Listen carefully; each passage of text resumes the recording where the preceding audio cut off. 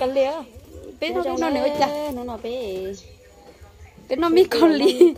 Bé này tin này giờ nó chơi bé chúng nó lừa quá, chơi bé chỉ sợ là nó ít lần oppo mi con lì. Chứ lấy từ nó lấy từ nó giang chơi, lấy từ lấy ít sợi nha bé chờ tỏi nhẹ nha bé bị ít sợi mua ít sợi kia. Chơi bé ít sợi xí nhà bé chỉ sợi nó thì lấy từ nó có đủ lúa. Lấy từ nồi lấy từ sứ chơi từ chỉ tao sợi nha lấy từ giang chơi. Lấy từ lấy sợi nha ha. Trên chỉ cơ liệu đó chỉ bé nó này. Bé. Nó chơi số yêu bé mà nó nè. Ít thứ số bé mà nó.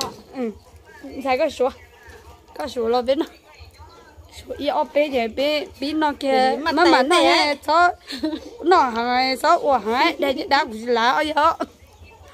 Đi. Bé nào kia. Ý bé số bé nào à? Thôi mà họ chính nào rồi? Ít thứ số bé nào bé số gì là? Gì? Xuân菜. Ý. Bé. Cũng nó mà.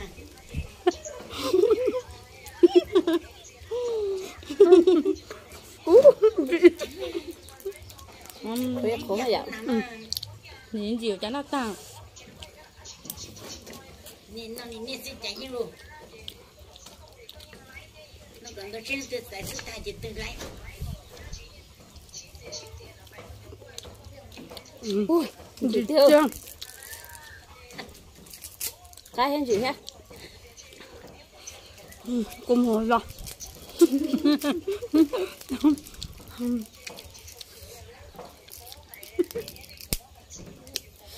Cú lù à. Nó là mặt to. Ở đây rồi.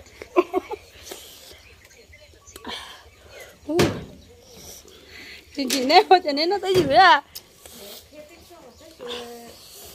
Chị thì cũng mới tự.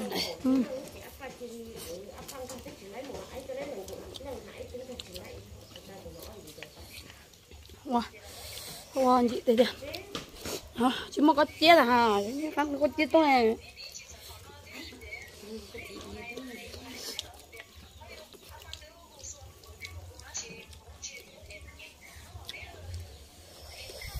Wow. Không phải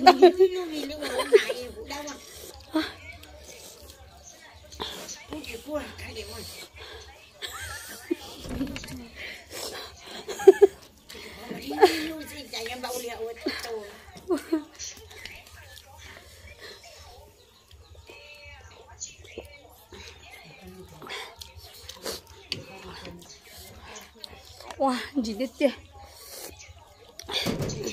Chị tao rồi. Thảm tao chả có gì vậy hả?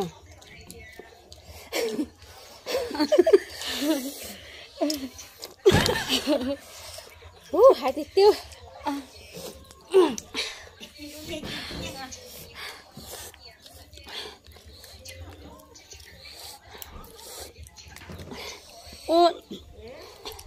Tiền cho nó mất cày bom. Từ mới còn nên mình nhỏ nổi. Không đó. Lão ơi vô. Mới có liền gì em. À chứ à.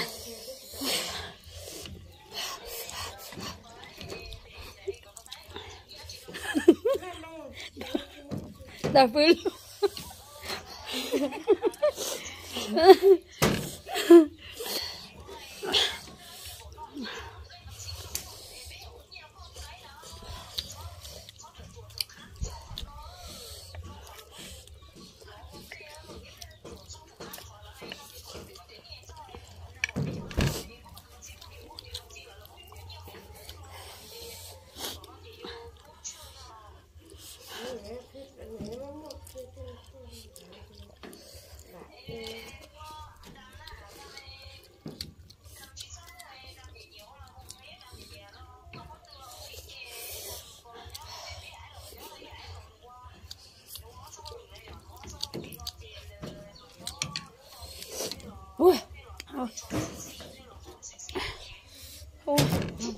Chết toàn chị họ.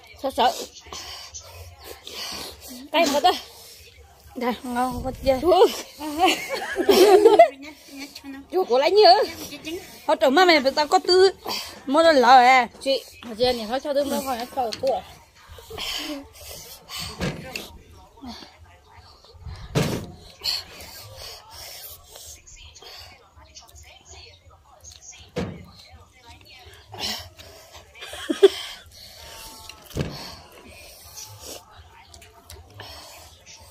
Ôi, cô liều.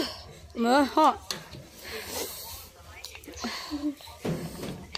được sướng à gì đâu Nè nè cho nên nè cô còn không nằm mà chú đam mà ri cô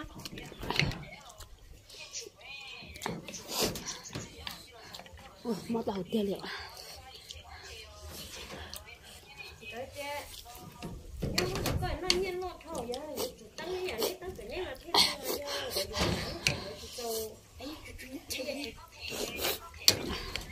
Cũng mà lo liệu. Nó không mất giá gì hả?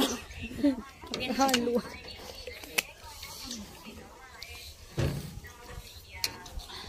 ui rồi mà néo đâu đây hả lìa luôn chị cũng đau á anh nhẹ nó thì anh chị à lìa có xếp mua ui cái nói ôi xí sữa Tặng gì hả? cái lìa mà mình nói chứ ôi chào là như chị lấy hả hay rồi thôi cứ lấy gì à tới đi lấy sẵn á.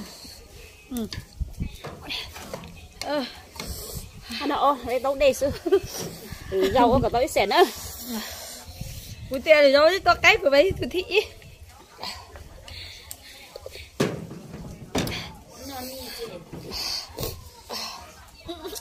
tại thịt liệu ơi của chúng nó đó anh đến nó ấy à chọc cá xanh sao nếu bật chén à có tao tao to gì đâu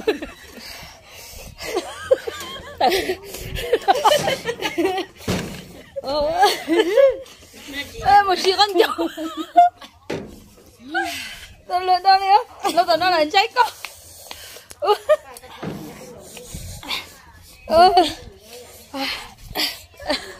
hay thế má cũng cá thôi chị cùng chị nói một chiếc con chậu này cái chiếc cú chiều nên mà em plea đó này hòm phá chứ bao giờ còn phá lấy súng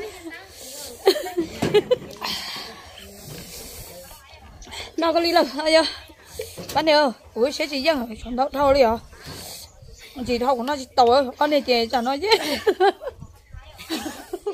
bé còn cho ơi